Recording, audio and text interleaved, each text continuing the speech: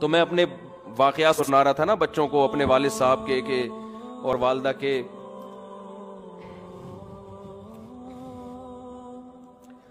تو خیر کیسے جو والدین انسان کے ساتھ محبت سے رہتے ہیں، کیسے جو ہے وہ مائیں روٹیاں پکا پکا کے زندگی بھر کھلاتی ہیں، کیا ایک محبتیں ملتی ہیں نا، کیسے ختم ہوتے ہیں دنیا سے.